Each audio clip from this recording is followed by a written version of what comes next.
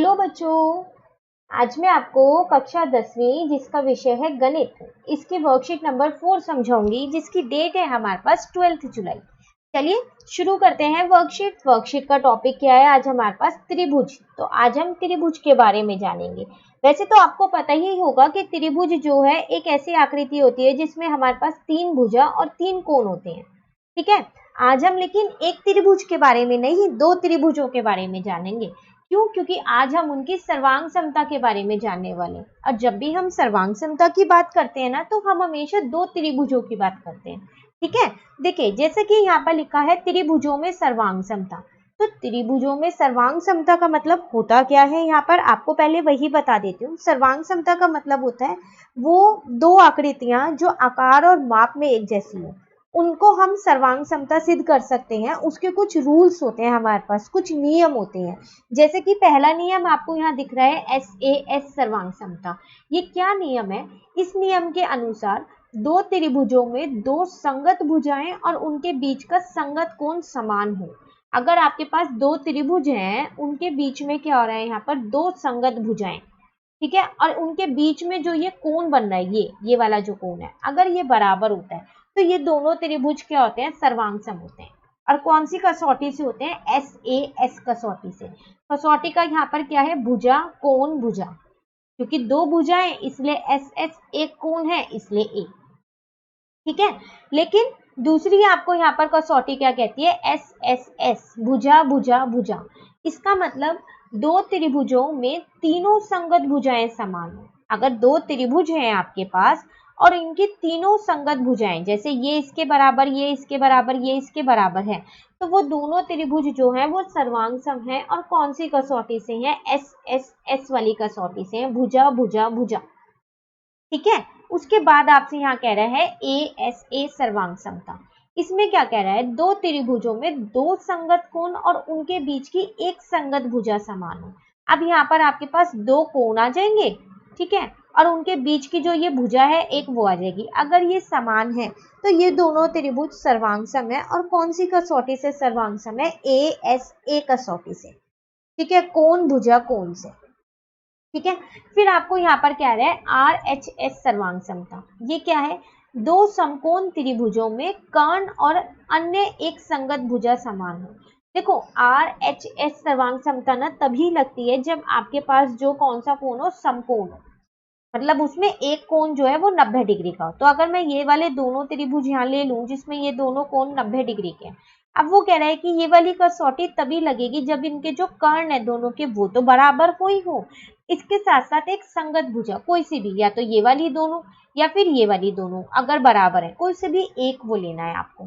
तो ये जो दोनों त्रिभुज है ये सर्वांग सम सिद्ध हो जाएंगे। और कौन सी कसौटी से सिद्ध हो जाएंगे? RHS कसौटी से ये सर्वांग सम सिद्ध हो जाएंगे। क्लियर हो गया? चारों कसौटियां पता चल गई, SAS, SSS, ASA और RHS। ठीक है, चलिए अब हम यहाँ पर आते हैं मध्य बिंदु प्रमेय। ये क्या प्रमेय है? ये प्रमेय आप 9th क्लास में भी पढ़ के आए हो, है ना। चलिए दोबारा देख लेते हैं। त्रिभुज ABC में E और F भुजाओं AB और AC के मध्य बिंदु है, तब AE जो है वो समांतर होगा किसके? BC के। देखो मध्य बिंदु प्रमेय क्या कहती है कि अगर आपके पास एक त्रिभुज है, ठीक है, उसकी 2 भुजाओं के जो मध्य बिंदु होते हैं, जैसे कि ये दोनों मध्य बिंदु है, इनसे जो एक ये रेखा बनी है, ये वाली जो रेखा है, ठीक है, ये जो त्रिभुज की तीसरी भुजा है जो कि ये वाली बची, यही बची ना, इन दोनों के तो हमने मध्य बिंदु कर दिए, जो ये वाली जो भुजा है इसके क्या होती है? समांतर होती है। मध्य बिंदु प्रमेय आपको यही कहती है, तो यहाँ पर भी वही लिखा है। तो EF जो है वो समांतर हो जाएगा BC के, क्योंकि E और F जो है वो AB और AC के मध्य बिंदु है। तो आप हमेशा याद रखिएगा एक मध्य बिंदु प्रमेय क्या होती है? एक त्रिभुज में अगर 2 भुजाओं के मध्य बिंदु से आप जो लाइन बना रहे हो, ठीक है, जो रेखा बना रहे हो, रेखाखंड, वो रेखाखंड हमेशा तीसरी भुजा के समांतर होती है। ठीक है, चलिए थोड़ा सा आगे बढ़ते हैं। अब हमसे क्या कह रहे हैं यहाँ वर्कशीट में? किसी समकोण त्रिभुज में कर्ण सबसे लंबी भुजा होती है। अब ये कैसे पता चलेगा एक समकोण त्रिभुज में कि उसमें कर्ण कौन सा है? तो देखो उसमें जो कर्ण होता है ना वो हमेशा सबसे लंबी भुजा होती है। आप देखो तो सबसे लंबी भुजा आपकी यही वाली है, यही है ना, या फिर आप ये भी कह सकते हो जहां पर 90 डिग्री का कोण बनता है ना, उसके सामने वाली हमेशा कर्ण होती है, ऐसे भी याद रख सकते हो। ठीक है, चलिए अब यहाँ पर आपसे कह रहा है त्रिभुज PQR में PT माध्य का है, तब QT जो है वो RT के बराबर है, अर्थात बिंदु T भुजा QR का मध्य बिंदु। ठीक है, आपसे यहाँ क्या कह रहे हैं, आपके पास एक ये त्रिभुज है PQR, इसमें जो ये PT रेखाखंड है ना, ये मध्य का है। मध्य का मतलब पता है क्या होता है, उसने क्या किया, इस QR को दो बराबर भागों में बांट दिया। अब QT जो है वो बराबर हो गया TR का। इसका मतलब मैं ये कह सकती हूँ कि अगर QR मेरे पास 8 सेंटीमीटर है तो QT मेरे पास 4 होगा और TR भी 4 होगा, क्योंकि PT तो मेरी मध्य का है, तो उसने इसको बराबर भागों में बांट दिया। ठीक है ना, तो T मेरा क्या बन जाता है उस टाइम पे, मध्य बिंदु। मध्य बिंदु का तो मतलब ही यही होता है ना, रेखाखंड का मध्य बिंदु, मतलब उन्हें दो बराबर भागों में बांट रहा है। ठीक है, इसी के साथ एक और चीज करती है ये माध्य का, वो क्या, किसी त्रिभुज की माध्य का उस त्रिभुज को दो समान क्षेत्रफल वाले त्रिभुजों में बांटती है। अब आप यहाँ ध्यान से देखो, आपके पास जो ये त्रिभुज बना हुआ था एक बड़े वाला PQR वाला लो से, ठीक है, जैसे आपने इसमें एक माध्य का खींची PT, तो आप देख लो अब इसके अंदर दो त्रिभुज बन गए। एक कौन सा बन गया, एक PQT बन गया और एक PTR बन गया, बन गए ना दो त्रिभुज। अब पता है जो ये माध्यिका होती है ना, इन दोनों त्रिभुजों के क्षेत्रफल जो है वो बराबर कर देती है। इसका मतलब अगर आप किसी भी त्रिभुज में एक माध्यिका खींचते हो तो उसमें जो दो त्रिभुज बनते हैं ना, उनके क्षेत्रफल जो है ना वो बराबर हो जाते हैं। तो अब जितना क्षेत्रफल इस त्रिभुज का होगा ना, उतना ही क्षेत्रफल इस त्रिभुज का होगा। क्लियर हो गया, चलिए अभी आगे आते हैं यहाँ पर। अब यहाँ आपसे कह रहे हैं दो आकृतियां सर्वांगसम है यदि उनके आकार और माप समान है। तो आपसे कह रहा है आप कोई सी भी दो आकृतियों को सर्वांगसम कह सकते हो अगर उनके माप और उनके आकार जो है वो एक जैसे हैं तो। ठीक है, फिर यहाँ पर आपसे कह रहे हैं किसी त्रिभुज में समान कोणों की सम्मुख भुजाएं समान होती है। कह रहा है अगर कोई त्रिभुज है, जैसे अगर मैं यहाँ एक त्रिभुज ले लूं, इसके ये दो समान कोण है की सम्मुख भुजाएं, तो इसकी सम्मुख भुजा ये है, इसकी सम्मुख भुजा ये है, तो ये दोनों भुजाएं भी बराबर होंगी। ये प्रमेय भी आप 9th क्लास में पढ़ के आए हो। ठीक है ना, उसी तरीके से यहाँ कह रहे हैं किसी त्रिभुज में समान भुजाओं के सम्मुख कोण समान होते हैं, इसी का उल्टा लिखा हुआ है। यहाँ पर हमारे को कोण बराबर दे रखे थे तो हमने सम्मुख भुजाएं बराबर की थी। यहाँ पर हमारे को क्या कह रहा है, एक त्रिभुज में अगर ये दोनों भुजाएं बराबर है, ठीक है, तो फिर ये दोनों कोण भी बराबर होंगे। ठीक है, उसके बाद त्रिभुज का क्षेत्रफल, ये तो आपको पता ही है त्रिभुज का क्षेत्रफल कैसे निकालते हैं, आधार और लंब को क्या कर देते हैं, गुना करके उनका हाफ कर देते हैं, आधा कर देते हैं। तो ये त्रिभुज के क्षेत्रफल का आपको सूत्र दे रखा है। ठीक है ना, चलिए अब हम अपना क्वेश्चन देखते हैं यहाँ पर जो हमें खुद से करने हैं। फर्स्ट में हमसे कह रहा है सर्वांगसम आकृतियां समान डैश और समान डैश की होती है। अभी तो हमने किया समान आकार और समान माप की होती है, तो यहाँ लिख देते हैं आकार और माप। ठीक है, चलिए क्वेश्चन नंबर 2 देखते हैं। यहाँ हमसे कह रहा है समकोण त्रिभुज PQR में PQ दे रखा है, PR दे रखा है, QR दे रखा है, तो दर्शाइए कि PQ का जो स्क्वायर है उसमें अगर आप QR का स्क्वायर जोड़ दो तो PR के स्क्वायर के बराबर आएगा।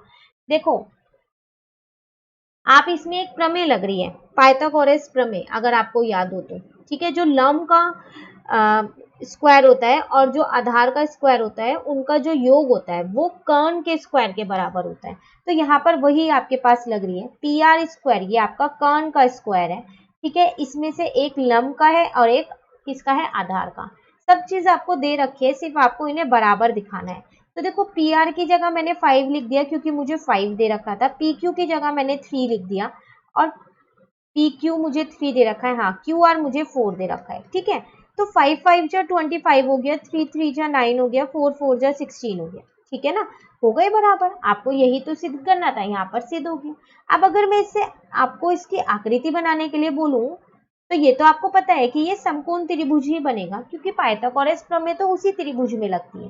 ठीक है, अब देखो PR ये आपका कर्ण है, तो इसमें से कौन सा कर्ण होगा, अभी हमने किया था जो सबसे लंबी भुजा होती है और जो समकोण के सामने वाली होती है, तो यही तो होगी PR और ये हो जाएगा आपका Q। बन गई इसकी आकृति भी। ठीक है, चलिए क्वेश्चन नंबर 3 पे आते हैं। क्वेश्चन नंबर 3 में हमसे क्या कह रहा है, दी गई आकृति में E XY का मध्य बिंदु है और EF जो है वो समांतर है YZ के। यदि XZ 7 है तो XF ज्ञात कीजिए। देखिए अभी हम अगर आप ऊपर यहाँ पर देखो, अभी मध्य बिंदु प्रमेय हम यहाँ पर समझ के आए हैं। मध्य बिंदु प्रमेय हमें ये कहती थी कि अगर एक त्रिभुज की दो भुजाओं के मध्य बिंदु से जो रेखाखंड होती है वो हमेशा तीसरी भुजा के क्या होती है, समांतर होती है ना। अब इस क्वेश्चन में ना थोड़ा सा चेंज कर दिया आपको। क्या चेंज किया, इन्होंने ये तो बता दिया कि ई जो है वो एक्स वाई की मध्य बिंदु है, ठीक है, लेकिन ये नहीं बताया कि जो एफ है वो वाई जेड की मध्य बिंदु है, सॉरी एक्स जेड की मध्य बिंदु है, ये नहीं बताया। पर उसके साथ में एक चीज बता के दी आपको कि ये दोनों रेखाएं जो है वो समांतर है। अब आप मुझे बताओ कि ये दोनों रेखाएं तो तभी समांतर होंगी ना जब ये दोनों आपके पास मध्य बिंदु होंगी। मध्य बिंदु प्रमेय तो यही कहती है ना हमको कि त्रिभुज की दो भुजाओं के मध्य बिंदु से जो रेखाखंड होती है वो त्रिभुज की तीसरी भुजा के समांतर होती है। तो इसका मतलब ये दोनों बिंदु मध्य बिंदु हैं, तभी तो ये दोनों समांतर है ना। तो बस अब हमको वही यहाँ पर लिखना है। तो हमको यहाँ पर क्या दे रखा है, तो हमको यहाँ दिया है एक्स वाई, नहीं ई एक्स वाई का मध्य बिंदु है,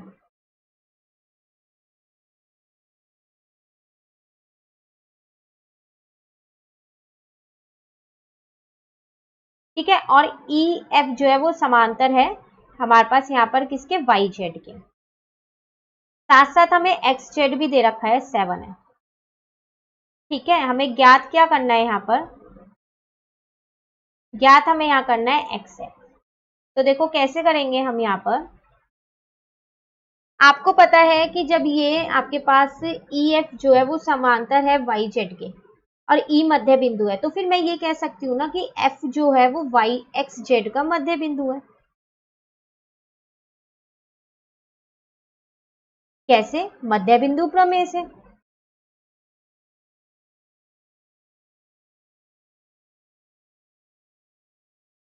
और हमको ये दे भी तो रखा था कि ये दोनों रेखाएं समांतर है। अब जब ये मध्य बिंदु है तो इसका मतलब एक्स एफ जो है वो एफ जेड के बराबर होगा, ठीक है। और मुझे एक्स जेड दे रखा है 7 सेंटीमीटर है, तो फिर मैं यहाँ से एक्स एफ निकाल सकती हूँ। 7 को 2 से डिवाइड कर दूंगी तो पता चल जाएगा कितना आएगा। तो आ गया मेरा 3.5 सेंटीमीटर। अगर आपसे कहता एफ जेड बताओ तो वो भी 3.5 होता। मध्य बिंदु का मतलब तो यही सीखा ना अभी हमने कि वो दोनों को बराबर भागों में बांटेगा, तो बांट दिया हमने, ठीक है। चलिए क्वेश्चन नंबर 4 पे आते हैं अब हम यहाँ पर। तो क्वेश्चन नंबर 4 है, यहाँ पर आपको क्या करना है, माध्यिका, इसकी परिभाषा लिखनी है, ठीक है। तो क्या परिभाषा हम यहाँ पर लिखें, माध्यिका अब आपको पता चल गई ना कि क्या होती है त्रिभुज में। तो त्रिभुज की माध्यिका एक रेखाखंड है जो एक शीर्ष को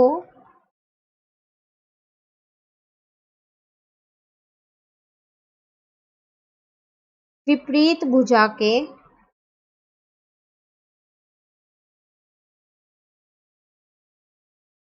मध्य बिंदु से मिलाता है।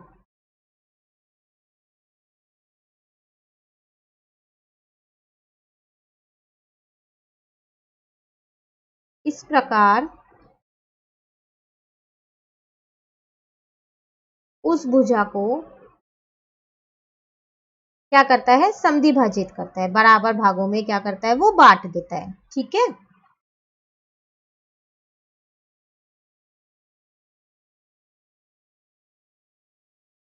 तो ये है आपके पास माध्यिका की डेफिनेशन।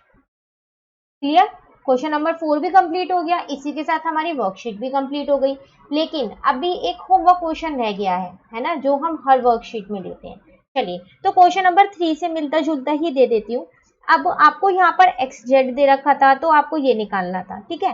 तो मैंने आपको यहाँ पर एक्स ई दे दिया है जो 8 सेंटीमीटर है।